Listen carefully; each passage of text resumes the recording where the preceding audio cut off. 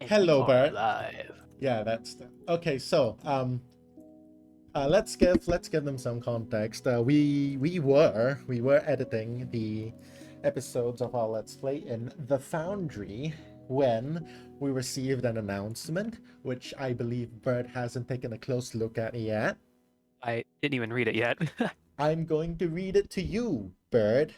It is from the Okay. Unknown Librarian, if you'll remember that mysterious entity that resides in the Drehmalcord. hmm It reads, "Hello there, Seekers. It's been quite a while since I've spoken so publicly, but I have discovered a peculiarity with which I require some assistance. Across the years, there has been very little to leave me stumped. However, I simply cannot abide an unsolved puzzle. While I pride myself on my independent research, some mysteries can only be solved with boots on the ground. And you, my friends, are some of the most capable boots and brains that I know. So for you, my seekers, I've gone and dusted off a brief memory from my personal archive for you to take a peek at.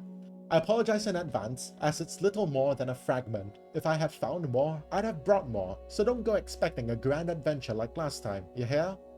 Within it lies an interesting piece of literature, one that I suspect you will find just as interesting as I do.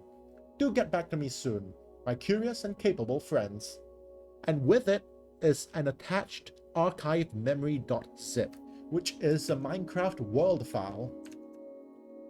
Oh. Uh, Okay. so the world is called archived memory. The It's entitled Ivalar the 15th of Daroma, Avim 2, 1531. Oh. Its icon is the Drehmal Omega, but purple. So Huh. I'm going to enter it, and I'm going to invite you to multiplayer using really scuffed E4MC because we weren't prepared for this. So had to jump right into it, like yeah, instantly. Like literally, I was like, we were right there editing, and then yeah, boom, yeah. announcement. So let me.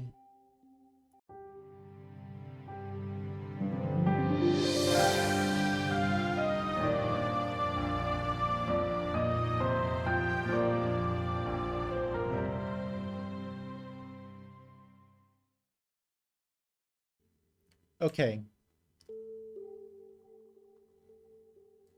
So I appear to have There spawned we go. in with 18 scales, 8 arrows, a crossbow, an iron axe, a rabbit stew, 14 bread, and a green serpent medallion. Green Serpent Medallion, a rare opalescent scale inscribed with uniquely minted runes used to identify traveling Green Serpent deputies as such. And it's a trinket. I have a lantern in my Huh. offhand, and I'm wearing some special armor. Deputy's Helmet. This lightweight helmet is made from spongy plant material, covered in green cloth and adorned with many twinkling pieces of green glass. The brim is wide enough to protect the face and neck from the sun. It's a standard design used by all Green Serpent deputies across the disk.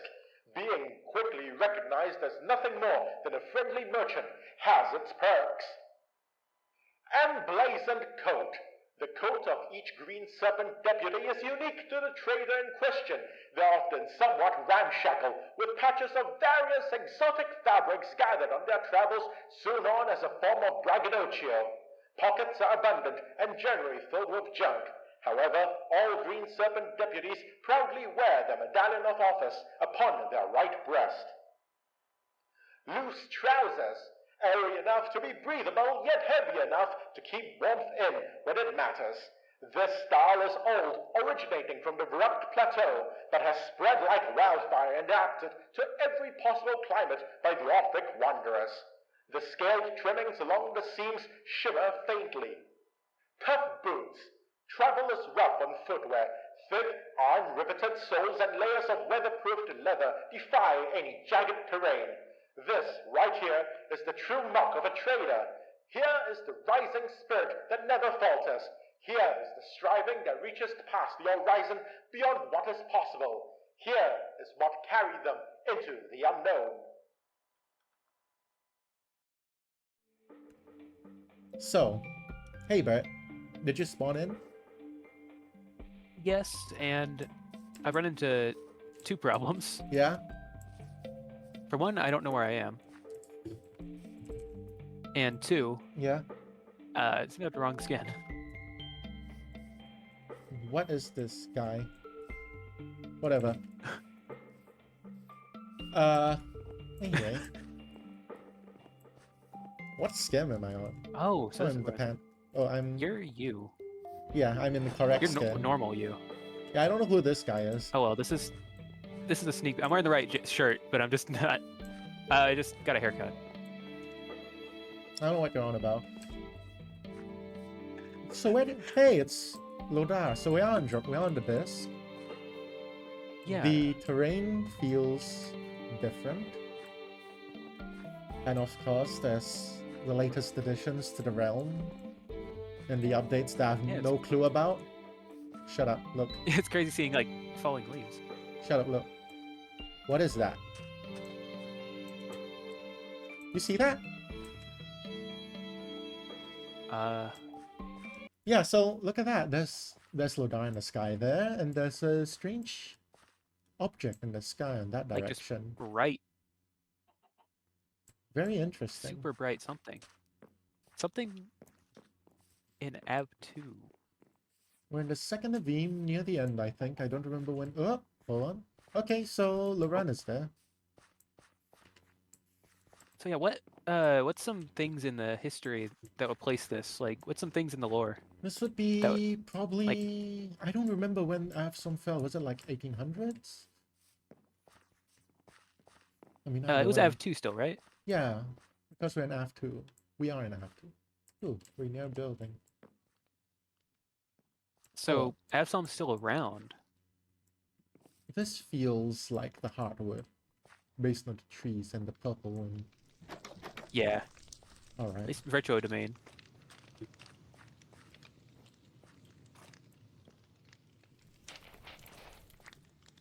Oh, Interesting. Interesting. interesting. Some pots. You don't see that often. Yeah, we only saw it at Smith Summit. Yeah. There's a spyglass here and a book entitled Ash-Stained Journal. Hello, spyglass. I think before you read, I think we probably have an idea of what happened here already. What? At least I do. A spyglass? Someone was looking at it seems like someone was looking at something and it came from the sky and hit them. Maybe. Alright. We have a book. Well, I guess we'll find out.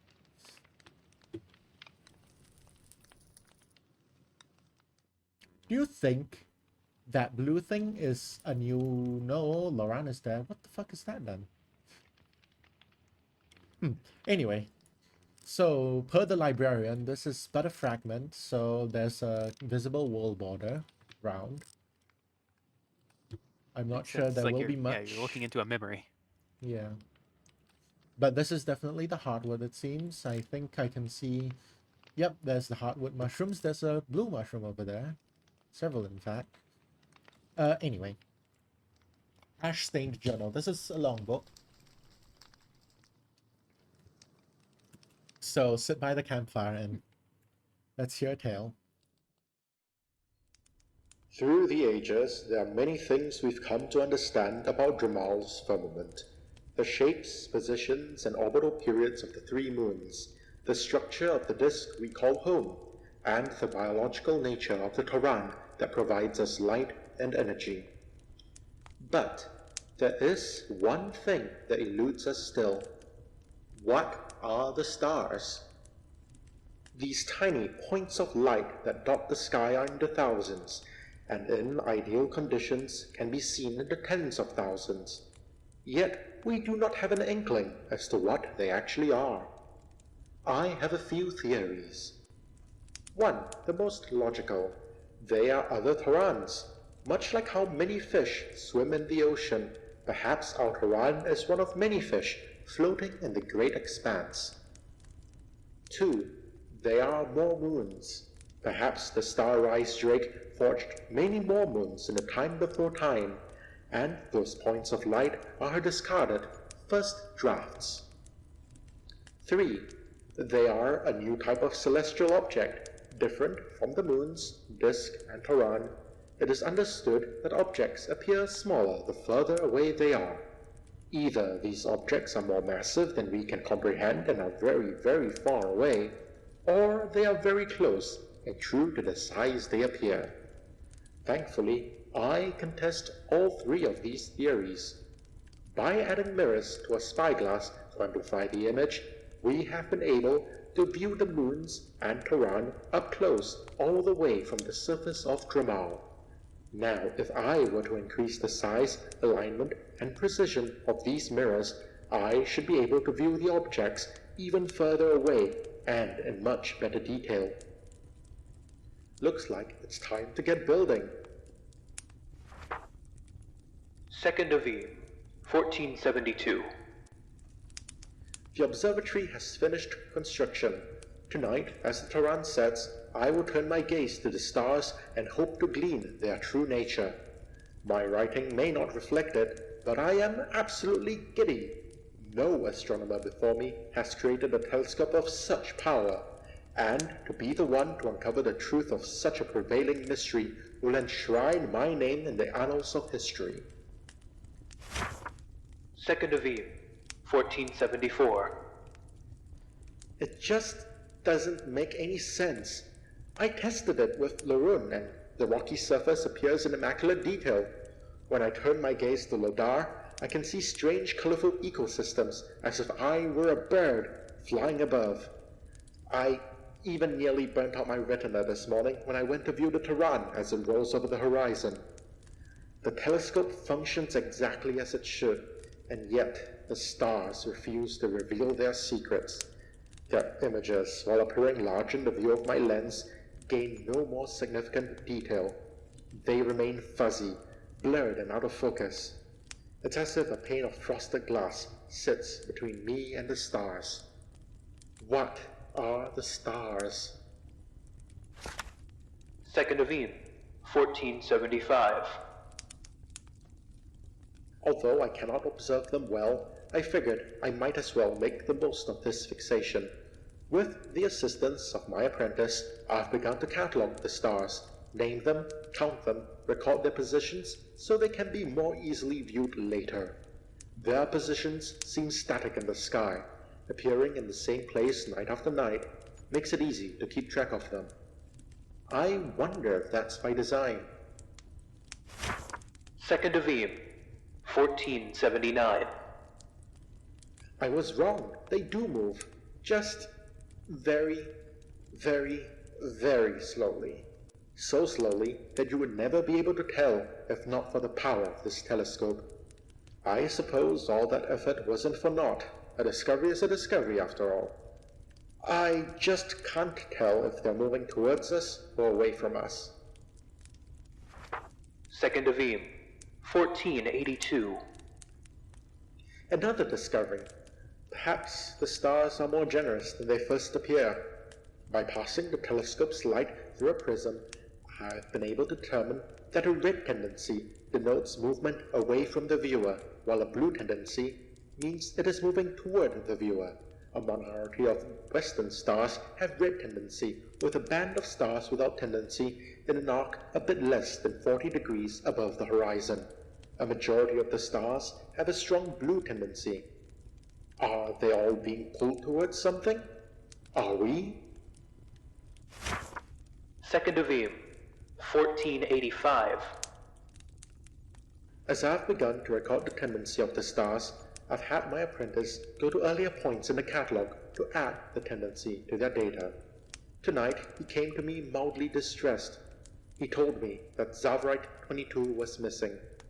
That was one of the earliest stars I catalogued. I asked him, "Did you double-check the alignment? Are you sure you didn't misplace a decimal or a zero?" I already knew the answer. He'd already made these mistakes early into our cataloging, as had I. I recalibrated the telescope myself, and peculiarly enough, Savrite 22 was nowhere to be found. The sky is filled with thousands of mysteries, answers unfound. Surely there is some logical explanation for such a phenomenon. We know next to nothing about the stars after all. The logical part of my mind knows this, and yet the beast inside me is deeply unsettled, and I do not know why. Second Avihm, 1498. We've continued to catalog the stars. We've made no new discoveries, but since the Savrite incident, we have been going back in the catalog every so often, just to make sure every star is present and accounted for.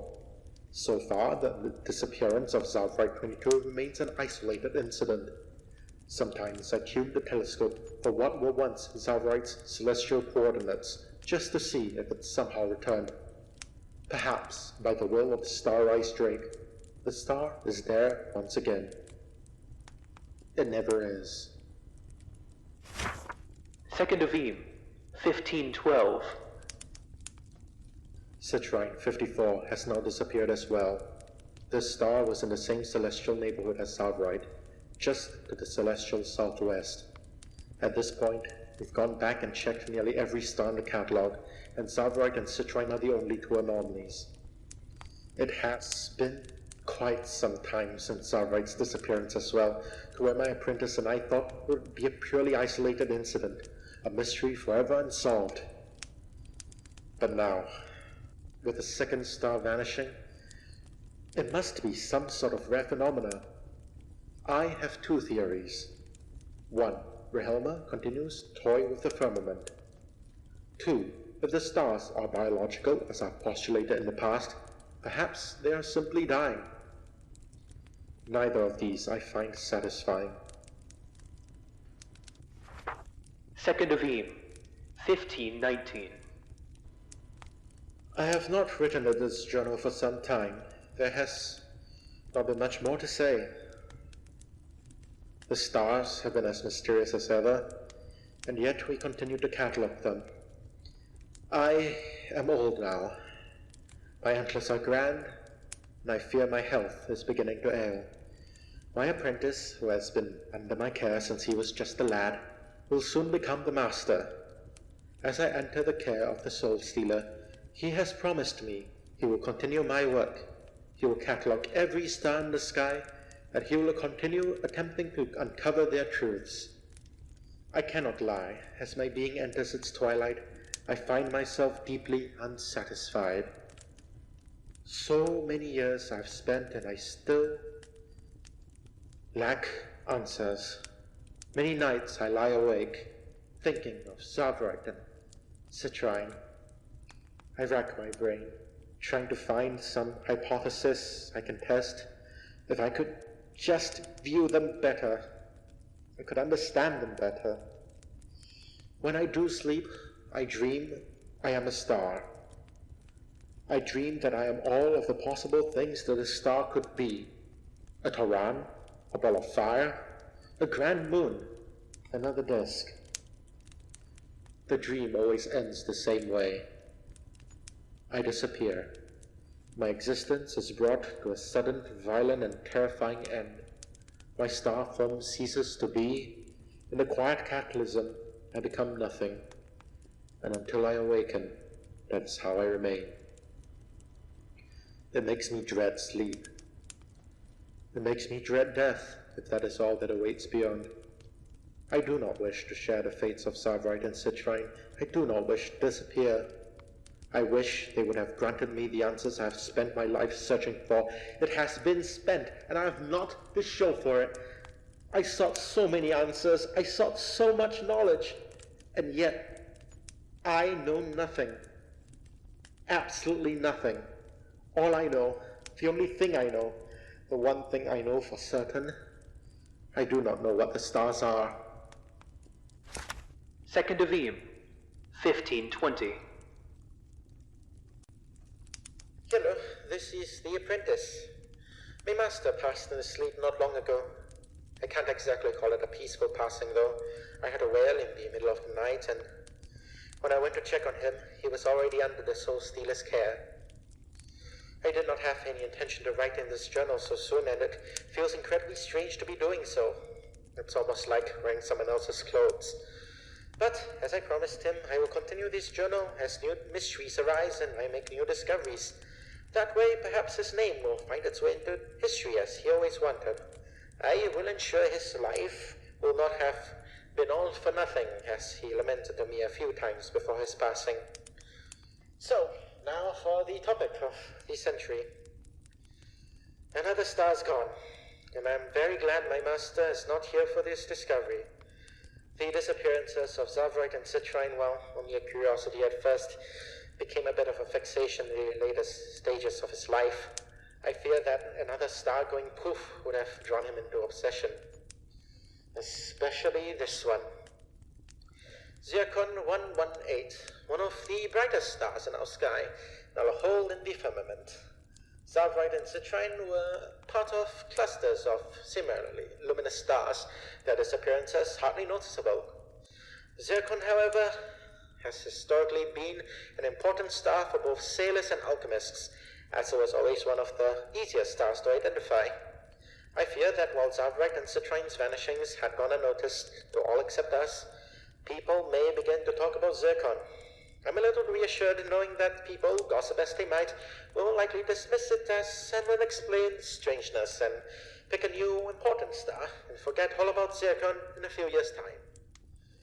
This reassurance does not go a very long way, though. They cannot see what I see. What I can see is the formation of a pattern. Zavrite 22, Citrine 54, Zircon 118. 3 stars, all in relatively close proximity. The 3 of them, when their former coordinates are connected, form a line. Of course, this could simply be coincidence or some fact of the stars I do not yet understand. We still do not know what these stars are, and while this does not torment me as it did my master, I still find my curiosity endless. I do not believe that his life's question, what are these stars, is one that I can answer. My question now is, what is happening to these stars? If they truly are disappearing in a line, I know exactly where to look next. This journal will be updated if my theory is proven correct. Second Avihm, 1521. I was right. Second Avihm, 1522. It has taken me some time to gather up the will to pen this update. I apologize for the brevity of the previous entry, as the discovery put me in a daze. As I had theorized, if these stars were vanishing in a line, the next one to go would be Spinel 888. The pattern is undeniable. These stars are vanishing in a straight line. Nowhere else in the night sky has this phenomenon been observed. I've documented every damn star in the entire firmament. I've checked all of them again and again and again and again. My nights for years have consisted of viewing the exact same stars across the sky over and over. And always, there they are. Except for the ones in this area. The ones in this line. But it's not all. I had a thought. One I wish never came to me. Not only had we figured out how to tell which direction these stars were moving, we also figured out how to determine relatively how far away they are from us by measuring the intensity of their tendency. Zavrite, Citrine, Zircon, all red pendant stars that are moving away from us. With each, the intensity is less and less. Not only are these stars disappearing in a line, they're disappearing in a line that is getting progressively closer. I know which one will go next. It is even closer. Second Avihm, 1524. Gone. Second Avihm, 1525. I woke this morning, one of my antlers shed in the night. The local healer told me it's a common sign of immense stress, and that I should try to avoid whatever has been causing it. I wish it were that easy. His knowledge is a curse. Second Avihm, 1530. Yet another. Another. I always know which is next. I know which will go. And every night I sit and wait for it to cease. I sit and I stare. My eyes grow so very dry. It hurts so terribly, and yet I do it anyway. I cannot look away. I wish I did not know. Second Avihm, 1531. I saw it. It's so small, so dim, so mundane. You'd think it was a smudge among the mirrors at first. Without the immense power of my master's creation, you'd never ever be able to see it. Its tendency is blue. Intensely. The observatory must burn.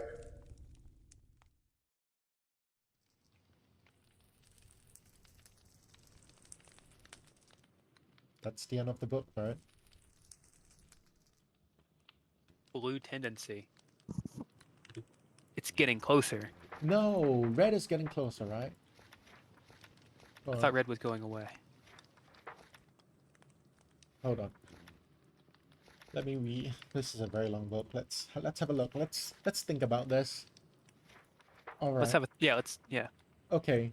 Red, okay, yeah, blue means getting closer. Red means moving away. Okay, yeah, because red was decreasing. My bad. Red was decreasing, which means I was getting stars that were moving away.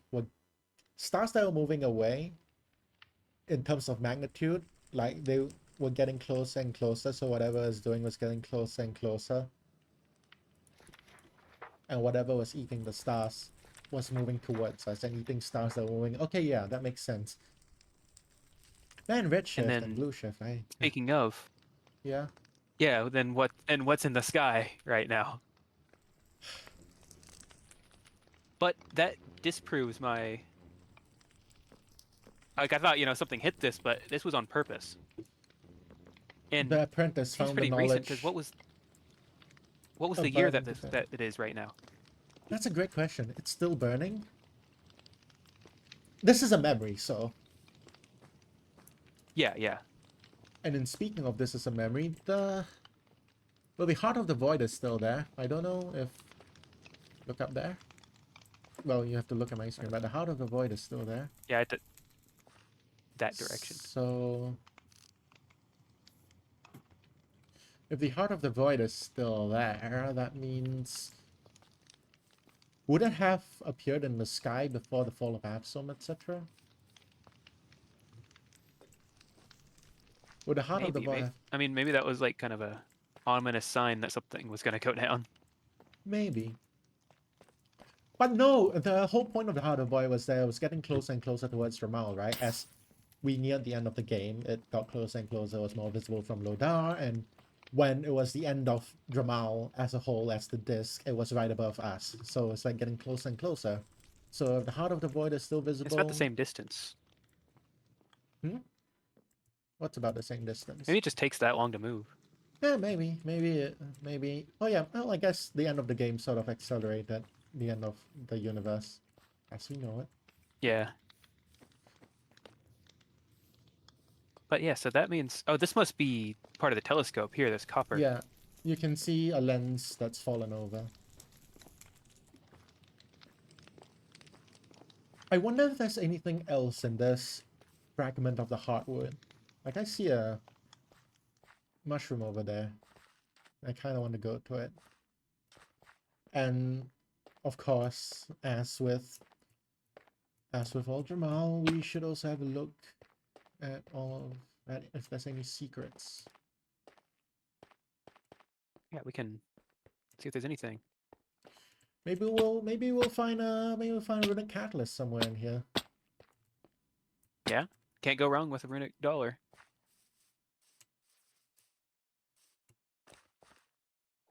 But this is actually very expansive. Is this actually just like a portion of the map, or is this? It looks like it. Completely. I mean, it feels different. I mean, we know that in, well, I don't know if you know, but in 2.3, certain areas of Drehmal are getting a terrain update that's been teased. The spearhead forest is one of them, and it looks like the hardwood has become more mushroomy.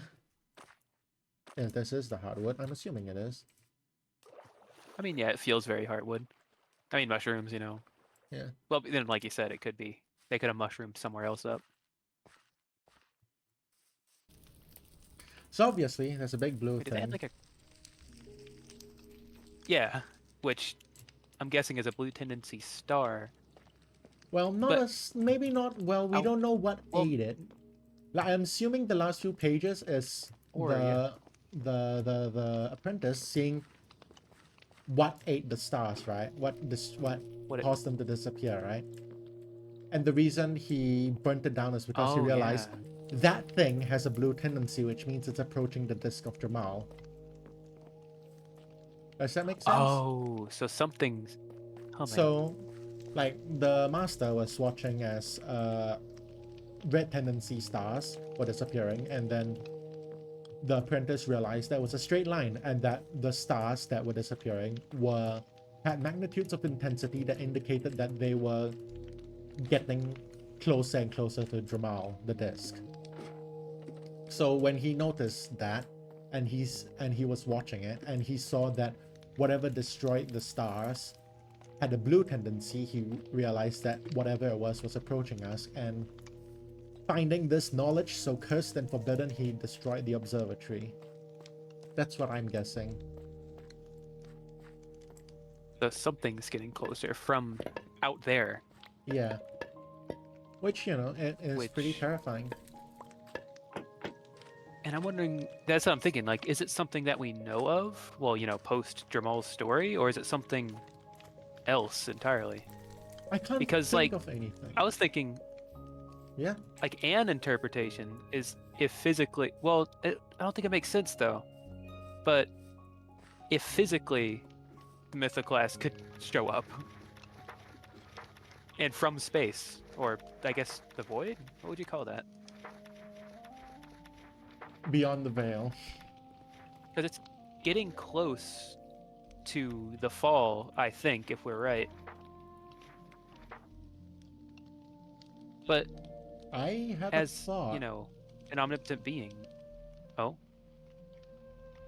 Okay, so by 1530 in the Second Avihm, he was rambling on about how he keeps seeing stars disappear. And in 1531, I saw it. It's so small, so dim, so mundane, you'd think it was just a smudge on the mirrors at first. Without the immense power of my master's creation, you'd never be able to see it. Its tendency is blue. He said I saw it, so I'm assuming he saw what was destroying the stars. He's not talking about the stars there. Yeah, I don't saw think he it. is. Yeah, it. So he saw the thing that is doing this. That is Yeah. freaky. That's what I'm going with. I think it's a reasonable thought. Also, stupid question. We know exactly when this memory is because it's the title of the world, right? We're in Av 2 1531. Okay, so that dates it. So the last message in the last journal entry.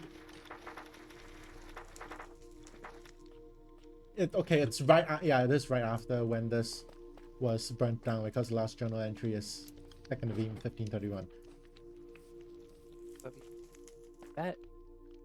Now, the other thing is, obviously this is a memory, and if we take it at face value, because the book describes it as really, like, you would think it was a smudge on the lens at first, and that blue thing in the sky does not look like you could mistake that for a smudge in the lens at first. So, I don't know if that's something else, or if it's just the memory highlighting it. Yeah, it could be. Huh.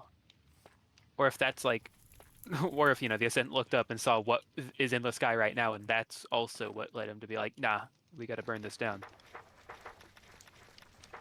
My thought as I was reading it was that it was like, when it said like straight line, I was like, oh my god, is it like the heart of the void as it travels through the horizon like it's eating? But no, it can't be, because that if it is that blue thing, it's way over there.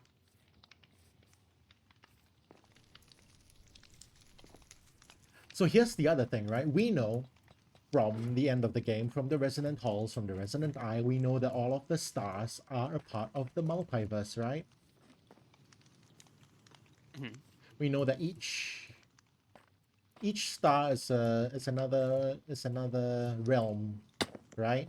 I think that's what we learned, right? Am I right? Yeah, Let me check the Drehmal it wiki real sounds. quick before I I don't make a fool of really myself. remember. Okay.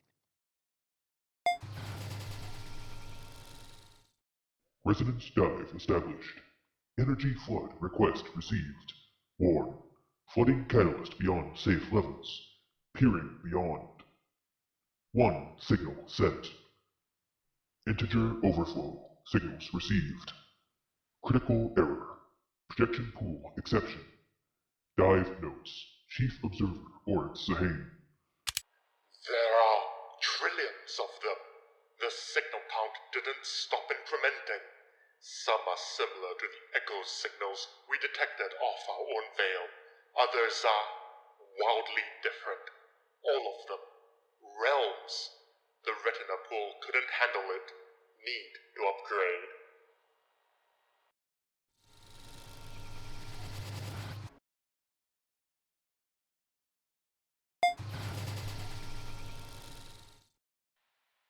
It's been months and we're still poring over all the data that poured in from Dive 3. The entire retina pool just filled with tiny points of light, exponentially increasing in speed until the entire room became blindingly bright. I am afraid the eye would have cracked if we hadn't aborted the dive. It made one thing abundantly clear. We are not the only realm. We are very, very, very small. One signal we received was unspeakably larger than all the rest. The next dive will be focused to that signal. I'm afraid we may feel even smaller after that.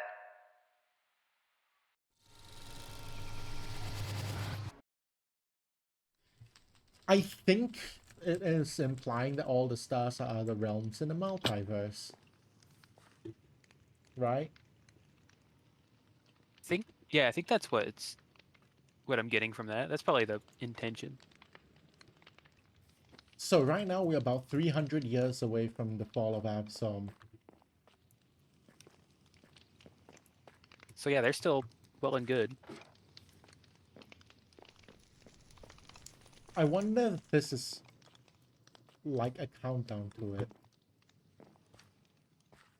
Mythoclast is the only entity which we know of which would have the power of just destroying other realms, right? Mhm. I'm not sure why. Well, I guess he can be visible if he wants to, because what Avsom perceived as the Mythbreaker came from a perception of the Mythoclast's form, in a sense. That it was never real, as the Mythoclast states.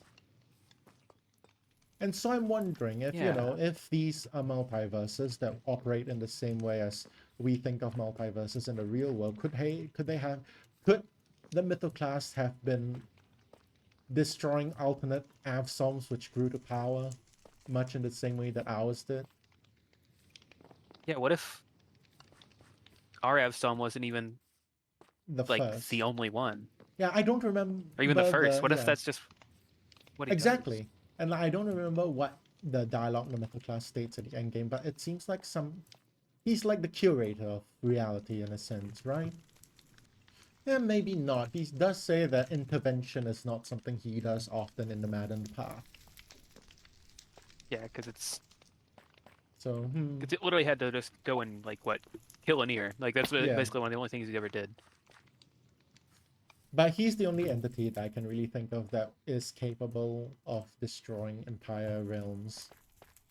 As that's what stars are. Interesting. Okay, just check the skyboxes and there's actually no difference between them.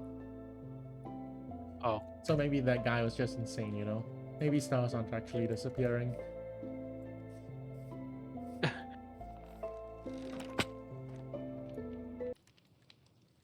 If there's nothing else, I think we've speculated about it a fair bit. Is there any other thoughts before we end this episode?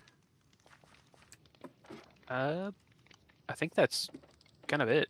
Like that. I mean, we were given a little bit, but Bit of lore, just to it's get given a lot to. taste.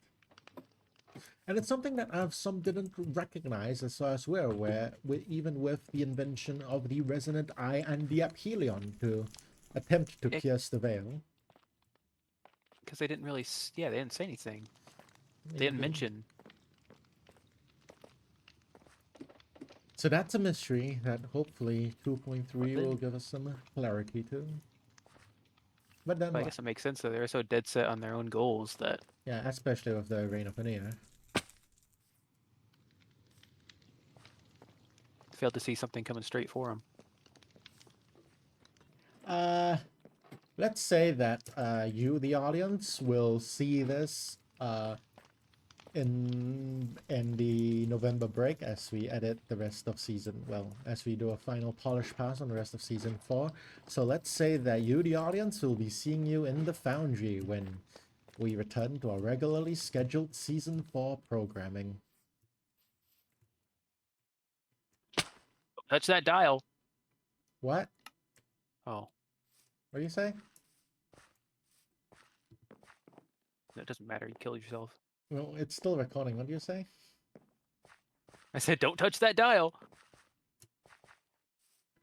Yeah, okay, sure, man, whatever.